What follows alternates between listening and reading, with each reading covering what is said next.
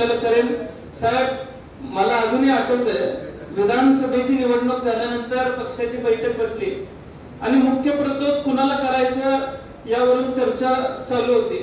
आदरणीय पवार साहेबांनी माझं नाव पुढे केलं आणि साहेबांनी माझं नाव पुढे करेपर्यंत मुख्य प्रतोदाचं नेमकं काम काय असते हे देखील मला माहित नव्हतं. पण परत समोर बसल्या बसल्या मी गुगल वरती मुख्य प्रतोदाचं नेमकं काम काय वाचलं आणि जयंत पाटील साहेबांनी सगळ्यात आधी त्या नावाला संमती दिली. आणि आज मी तुम्हाला एकच सांगतो की मला मुख्य प्रतोद करताना तुम्ही सांगाल की ते सही करण्याचा शब्द मी जसा दिला होता तसा जिल्हा परिषद पुढे नेत असताना सुद्धा म्हणजे मी पक्षाची भूमिका मांडतोय, माझ्या मतदारसंघाची भूमिका मांडतोय.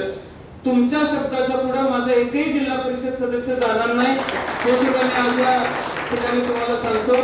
तुमच्या नेतृत्वामध्ये मला विश्वास आहे की सांगली जिल्हा परिषदेवरती आपण सत्ता स्थापन करू. हे सांगायला आता कुठल्या ज्योतिषाची आवश्यकता नाही. आणि गणित घालण्यात आणि करेक्ट कार्यक्रम करण्यात तुम्ही हुशार आहे, त्यामुळे तुम्ही करेक्ट कार्यक्रम कराल अशी आशा आम्हाला सर्वांना आहे. पुन्हा त्याची प्रचिती या निवडणुकीच्या माध्यमातून यावी एवढीच अपेक्षा. म्हणजे मी तर अलीकडच्या काळात यापूर्वी माझी आई साहेबांच्या बैठकीला बसायची, चुलते बसायचे. फार अलीकडच्या काळामध्ये जयंत पाटील साहेबांबरोबर वेगवेगळ्या बैठकांमध्ये मला बसायला मिळालेलं आहे.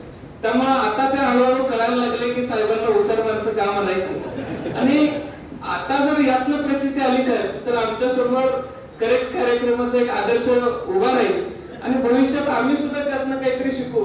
त्यामुळं तुमचा आशीर्वाद या पुढच्या काळात असाच असू दे आणि तुमच्या नेतृत्वामध्ये या पुढच्या काळात जिल्हा पातळीवरची कुठलीही निवडणूक असो, जशी आता ताकद आम्ही उभी केलेली आहे तशीच या पुढच्या काळात देखील तुमच्या पाठीमागे ताकद उभी करू हा शब्द तुम्हाला देतो आणि माझे दोन शब्द मी संपवतो. जय हिंद, जय महाराष्ट्र, जय राष्ट्र.